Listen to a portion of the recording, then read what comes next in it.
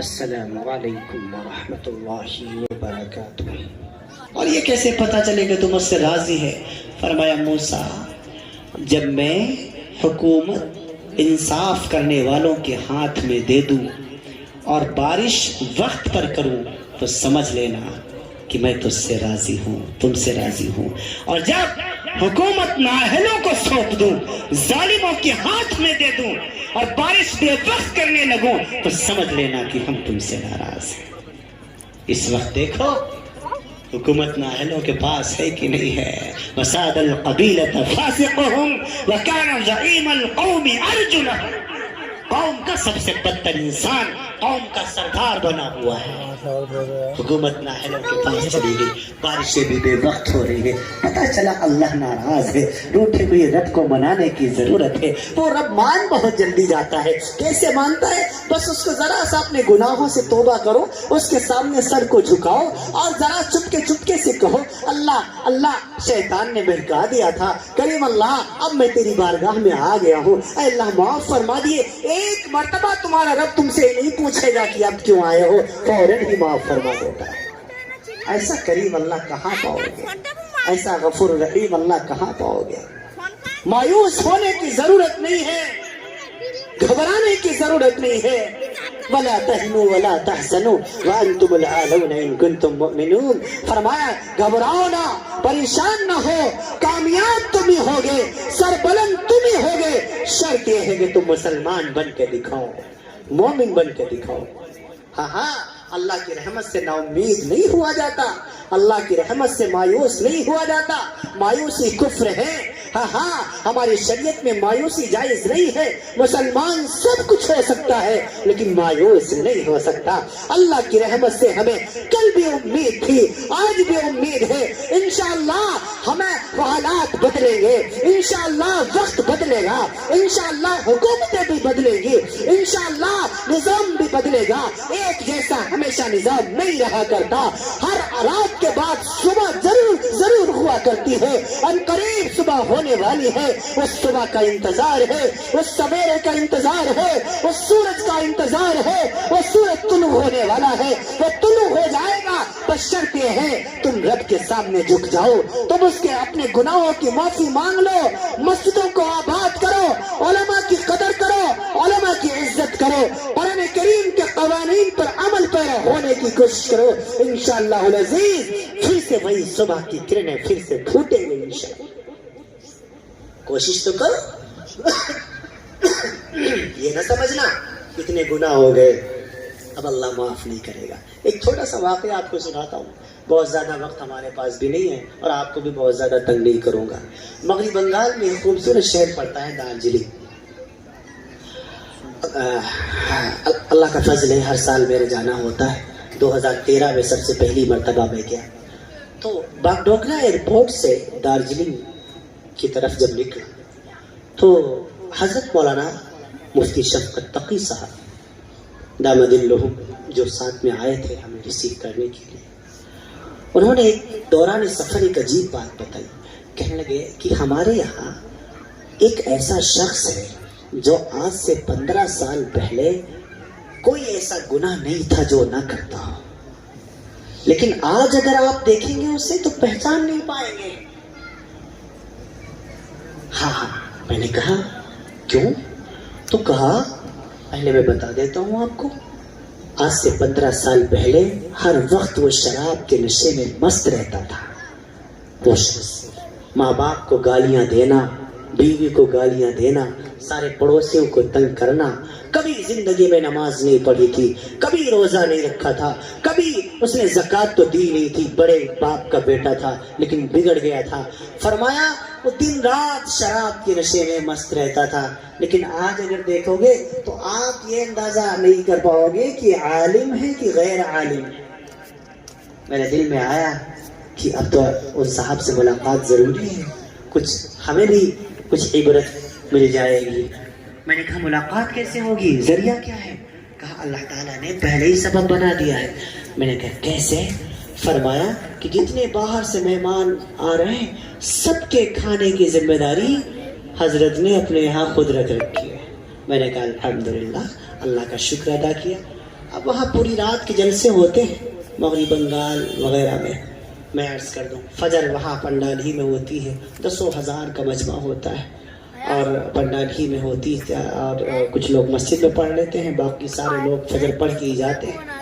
فجر تک وہاں جلسہ چلتا ہے، اچھا بھی لگتا ہے، اور یہ طریقہ بھی یہی ہے، یا تو 12 ساڑھے 12 بس لاسٹ ہے، یا تو فجر پڑھیے، ورنہ عمومی طور پہ دیکھا یہ جاتا ہے ہمارے یہاں یوپی میں سب سے زیادہ ماحول خراب ہے، ایسے وقت میں جلسہ چھوڑا جاتا ہے کہ خود جلسہ کرنے والوں کی فجر چلی جاتی ہے بیچارے کی، خود بیان کرنے والا ہی سوتا رہتا ہے، تو کیا ان جلسوں سے کیا فائدہ ہونے والا ہے؟ تو آپ کی ترتیب اچھی ہے ماشاءاللہ، ابھی ہمیں جیسے بتایا گیا 12 ساڑھے 12 تک انشاءاللہ دعا ہو جائے گی۔ بہرحال میں عرض کر دوں تو حضرت نے اب وہاں کھانے کے بعد فجر کے بعد جب بیٹھے تو خود میرے قریب آئے اور چائے پیش کی، میں نے چائے کے 2-3 گھونٹ اپنے حلق سے نیچے اتارے، پھر خود کہنے لگے حضرت آپ یوپی سے آئے ہیں 2-3 ہزار کلومیٹر دور سے، میں آپ کو اپنی کہانی سنانا چاہتا ہوں۔ میں نے کہا جی اعجاز بھائی فرمائیں، کون سی کہانی؟ ان کا نام اعجاز تھا۔ میں نے کہا جی اعجاز بھائی فرمائیے کون سی کہانی سنانا چاہتے ہیں؟ فرمانے لگے حضرت آج سے 15 سال پہلے کی بات ہے، کوئی ایسا گناہ نہیں تھا جو میں نے نہ کیا، ماں باپ کو ستانا، ماں باپ کو پورے طور پر کی نافرمانی کرنا، ان کو گالیاں دینا، یہ ہماری زندگی کا ایک اٹوٹ حصہ تھا۔ فرمایا ہر وقت شراب کے نشے میں مست رہنا یہ ہماری زندگی کا مشغلہ تھا۔ فرمایا کوئی ایسی شراب کی برانڈ نہیں تھی جو ہندوستان میں ملتی ہو اور ہمارے کمرے میں موجود نہ ہو۔ ہمارا روم شراب کی بوتلوں سے بھرا رہتا تھا۔ ہاں اللہ تعالیٰ فرمایا میری ماں نے میری شادی ایک دیندار گھرانے میں کرا دی، میری بیوی بڑی نیک تھی، وہ مجھے سمجھایا کرتی تھی، لیکن میں تو شیطان بن چکا تھا، شاید میرے لیے ہدایت تو بہت بعد میں لکھی تھی۔ میری بیوی اللہ کے سامنے رویا کرتی تھی، اللہ سے میری ہدایت کی بھیک مانگا کرتی تھی، اللہ میرے شوہر کو ہدایت عطا فرما دیجئے، اس کو شراب سے نفرت اس کے دل میں پیدا فرما دیجئے، اللہ اس کا نمازوں میں دل لگا دیجئے۔ خوب دعا کرتی تھی، لیکن مجھ شیطان کے دل میں تو بہت بعد میں ہدایت کی بات آئی۔ فرمایا میرے جو بڑے بھائی تھے ان کو علماء سے بڑی محبت تھی، ان کو قاریوں حافظوں سے بڑی محبت تھی، دین کے داعیوں سے بڑی محبت تھی۔ ایک دن انہوں نے کہیں عالم صاحب کی دعوت کی، وہ ان کے گھر پہ آئے، عشاء کے بعد میں بھی پہنچ گیا، میری بھی دعوت تھی، میں اس حالت میں گیا کہ شراب کی ایک بوتل میری بغل میں دبی ہوئی ہے، دوسری بوتل میری منہ کو لگی ہوئی ہے، اسی حالت میں اس مجلس میں چلا گیا۔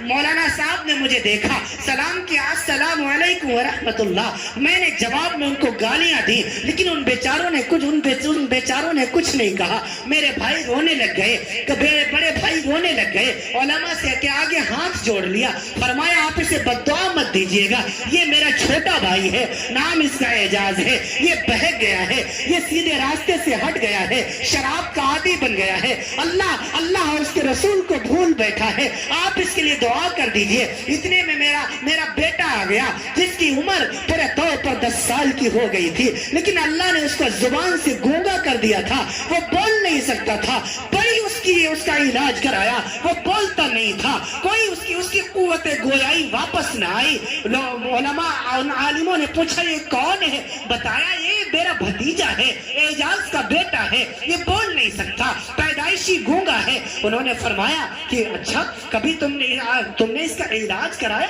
فرمایا ہاں بہت ہی علاج کرا چکے۔ وہ میرے قریب آئے، میرے سر پر یوں ہاتھ رکھا اور رکھ کر کے کہنے لگے میاں اعجاز تم دنیا کے ڈاکٹروں کو بہت دکھا چکے، ایک ڈاکٹر کو میں جانتا ہوں جو ڈاکٹروں کو ڈاکٹر ہے، جو ڈاکٹروں کو پیدا کرنے والا ہے، ذرا ایک مرتبہ اس اللہ سے کہہ کے تو دیکھو، ایک مرتبہ اس اللہ کے سامنے اپنے سر کو جھکاؤ، ایک مرتبہ اس کی بارگاہ میں عرضی لگاؤ، ذرا اس سے فریاد تو کرو، انشاءاللہ آپ کا بیٹا ضرور بولنے لگے گا۔ میاں اعجاز فرماتے ان کی یہ باتیں میری سمجھ میں نہ آئی، میں نے पूछ लिया यूं ही नशे की हालत में, अच्छा बताओ वो अल्लाह कहाँ मिलेगा, वो अल्लाह कहाँ मिलेगा? उन्होंने बता दिया, मस्जिद की तरफ इशारा किया, वो अल्लाह उधर मस्जिद में मिलता है, जाओ चले जाओ। इशा का वक्त था, नमाज हो रही थी। फरमाया इसी हालत में मैं नशे की हालत में मस्जिद में चला गया, अभी भी दोनों बोतलें मेरे हाथ में हैं। मैंने नमाजियों को मारना शुरू कर दिया क्योंकि मुझ पर तो नशा सवार था। इतना कहते कहते मियां एजाज रोने लग गए।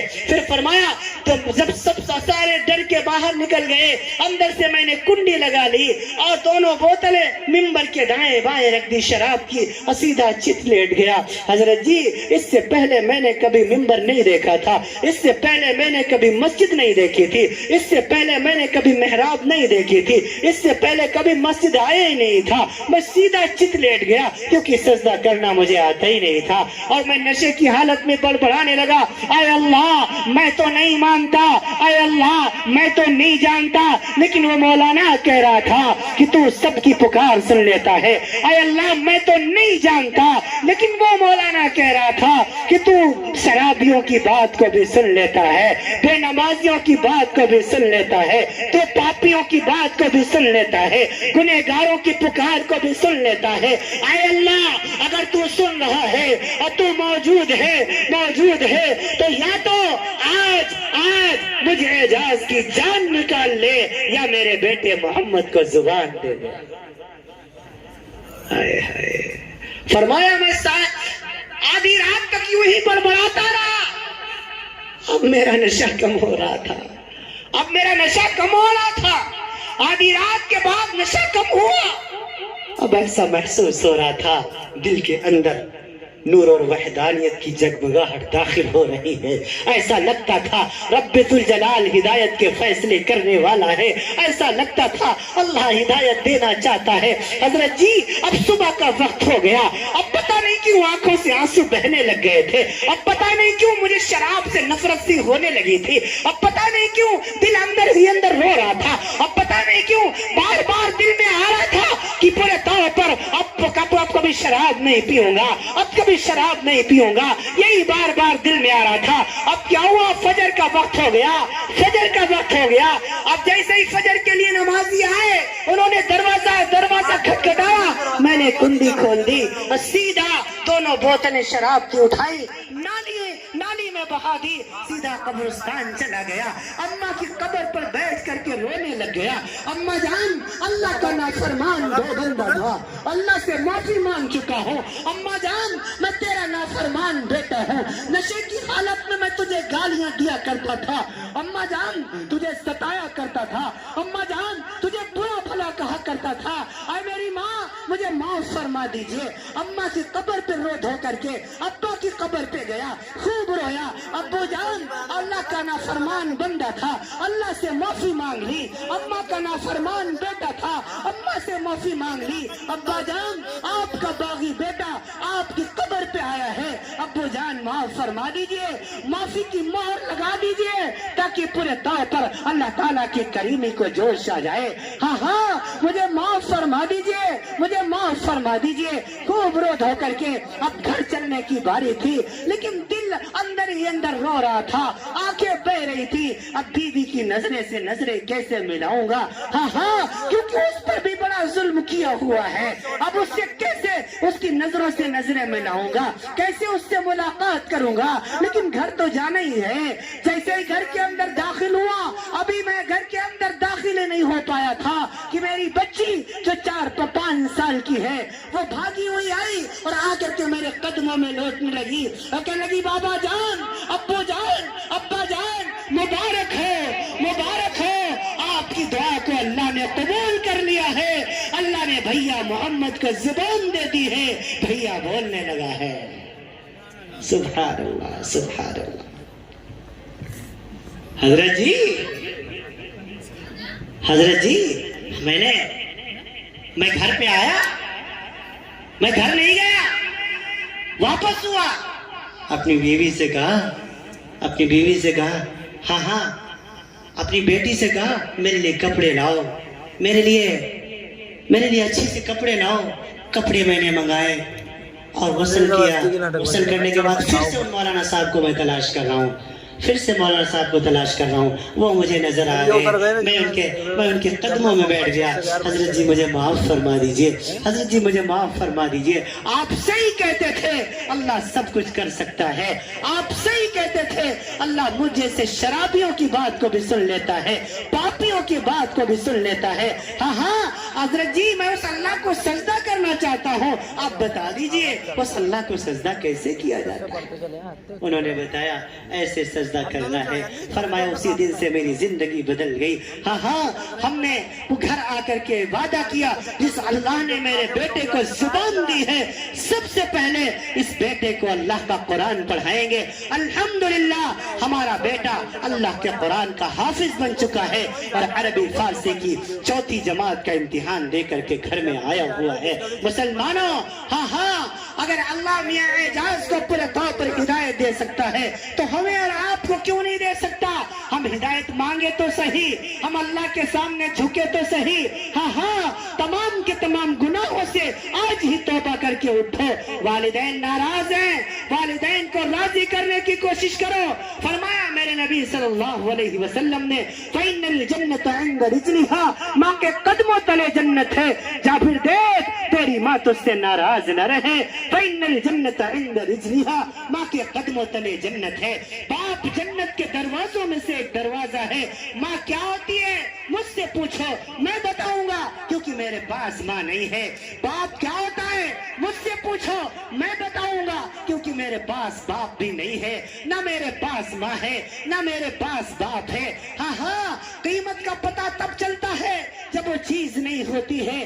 آپ کے موجود ہیں، آپ ان کی قدر کیجئے۔ عزیزوں میں اختصار کے ساتھ مختصر کر کے بس اپنی بات سمیٹنے کی کوشش کرتا ہوں۔ جب میری والدہ زندہ تھی، جب بھی گھر سے نکلتا تھا یا مدرسے سے نکلتا تھا امی جان کو فون کرتا تھا، امی جان فلاں جگہ جا رہا ہوں آپ دعا فرما دیجئے۔ گھر ہوتا تھا امی جان جا رہا ہوں علی گڑھ جا رہا ہوں، آپ میں صوبہ آندھرا جا رہا ہوں، مدھیہ پردیش جا رہا ہوں، شہر بھوپال جا رہا ہوں، مغرب بنگال جا رہا ہوں، میرے لیے دعا فرما دیجئے۔ ہاں ہاں ادھر میری بیگم صاحبہ میرے قریب آتی، آپ جب شہر بھوپال جا رہے میرے لیے وہاں سے سوٹ لے آئیے گا۔ میرا بیٹا کہتا ابو جان میرے لیے کھلونے لے کر کے آئیے گا۔ میری 5 سال کی بیٹی ہے، 4 سال کی بیٹی کہتی ابو جان میرے لیے فراق لے کر کے آئیے گا۔ بوڑھی ماں سے میں پوچھا کرتا تھا امی جان تمہیں کیا چاہیے، آپ کو کیا چاہیے؟ میری ماں کچھ نہیں کہتی تھی، اس کا سر یوں آسمان کی طرف اٹھتا تھا، نظریں آسمان کی طرف اٹھ جایا کرتی تھی۔ میں تو تخیلات کا انسان ہوں، خیالات میں گوتے لگاتے ہوئے میں نے ماں سے پوچھا امی جان آپ کیا کہہ رہی ہیں؟ میری ماں نے مجھے جواب دے دیا، تصور میں جواب دے دیا۔ ہاں ہاں میری ماں کہنے لگی اللہ اس کی بیوی کو تو سوٹ چاہیے، اس کی بیٹی کو فراق چاہیے، اس کے بیٹے کو کھلونا چاہیے، اللہ مجھے کچھ نہیں چاہیے، مجھے تو میرا بیٹا ہی واپس چاہیے، اللہ میرے بیٹے کو صحیح سلامت واپس لے کر کے آنا۔ عزیزوں یہ دعائیں دینے والی ماں اب میرے پاس نہیں ہے، گھر سے چلتا ہو سب کچھ موجود ہے لیکن دعا کرنے والی ماں اب میرے پاس موجود نہیں ہے، بیٹا کہنے والی ماں اب میرے پاس موجود نہیں ہے۔ آپ کی ماں موجود ہے، اس کی خبر گیری کرو۔ فرمایا سرو تیرتھ مئی ماتا سرو دیو میا پتا مہاترم پترم تسمات سرو اتنین پوجیت۔ فرمایا تمام تیرتھوں سے زیادہ پوتر استھان تیرے ماتا جی کے چرن ہیں۔ اماں بڑی سسک رہی ہے، بیٹا ورنداون جا رہا ہے، متھرا جا رہا ہے، کاشی جا رہا ہے، حج بیت اللہ جا رہا ہے، سوچتا ہے ایشور خوش ہو جائے گا، بھگوان راضی ہو جائے گا، اللہ معاف فرما دے گا۔ فرمایا نہیں سرو تیرتھ مئی ماتا تمام تیرتھوں سے زیادہ پوتر استھان تیرے ماتا جی کے چرن ہیں۔ سرو دیو میا پتا تمام دیوتاؤں سے بڑھ کر تجھ پر تیرے باپ کا حق ہے۔ ماترم پترم تسمات سرو اتنین پوجیت۔ اپنے ماں باپ کی سیوا کر لے، ماتا پتا کی سیوا کر لے، گویا تو نے تمام دیوتاؤں کو پرسن کر لیا۔ اے لوگوں والدین کی خدمت کرو، بہنوں کی خدمت کرو، بہنوں کی خدمت کرو، بہنیں موجود ہیں ان کی خدمت کرو، یہ بھی اللہ کی ایک عظیم نعمت ہے۔ ایک بہن کا میرے پاس فون آیا، رونے لگی، کہنے لگی حضرت جی 4 مہینے महीने हो गए अब्बा को इंतकाल किए हुए, अब भैया फोन नहीं उठाते हैं, अब भैया फोन नहीं उठाते। अजीजों, मत ऐसा किया करो। बाप के जाने के बाद कभी आपने देखा है वालिद के इंतकाल के बाद बहनें बाप के जनाजे का पाया पकड़कर बहुत रोया करती हैं। कभी आपने सोचा है हाँ कि पूरे तौर पर ये बहनें क्यों रोती हैं? पूछ लिया करो कभी। मैंने पूछ लिया एक बहन से, कहने लगी हजरत जी क्या बताऊं, अब्बा का जनाजा उठ गया, अब्बा का जनाजा उठ गया। हाँ अब घर के दरवाजे, मायके के दरवाजे हम पर बंद कर दिए जाएंगे। मत कहने दिया करो अपनी बहनों को, उनके मुंह पर हाथ रख दिया करो, कहा करो बहना जब तक तेरा भाई जिंदा है इस घर के दरवाजे हमेशा तेरे लिए खुले रहेंगे। हाँ जितनी जिंदगी गुजरी सो गुजरी, आज के बाद जो जिंदगी गुजरेगी इरादा करके उठो, इंशाअल्लाह आज के बाद की जिंदगी एक मुसलमान की जिंदगी होगी। तो इंशाअल्लाह हम शक्लों से भी मुसलमान नजर आएंगे, सूरत से भी मुसलमान नजर आएंगे, मोहब्बत के एतबार से भी, मिलनी एतबार से भी, समाजी एतबार से भी आज के बाद इंशाअल्लाह हम मुसलमान नजर आएंगे। उलमा की इज्जत करेंगे, खुतबा की इज्जत करेंगे, मदारिस की खिदमत करेंगे, मसाजिद को अपने सजदों से आबाद करेंगे। अल्लाह आप सबको और आपकी बरकतों से मुझ हकीर और फकीर को भी अमल की तौफीक नसीब फरमाए। लैतक तहलु अल अयाम मरीरतुन व लैतक तरज़ा वल नआम गदाबु व लैतल लदी बैनी व बैनक आबिरुन व बैनल आलमीन खराबु। ऐ खुदा, जिस्म में जब तक कि मेरे जान रहे तेरे सदके तेरे महबूब पे कुर्बान रहे, कुछ रहे या न रहे, पर ये दुआ है कि इला मौत के वक्त सलामत हम सबका ईमान रहे। व आखिरु दावाना अल्हम्दुलिल्लाहि रब्बिल आलमीन। अस्सलामु अलैकुम व रहमतुल्लाहि व बरकातहू। माशाअल्लाह, जज़ाकल्लाह। ये थे आपके बीच जनाब हजरत मौलाना मुफ्ती सलमान साहब मद्दसिल्लुल आली, जो बहुत ही बबांगे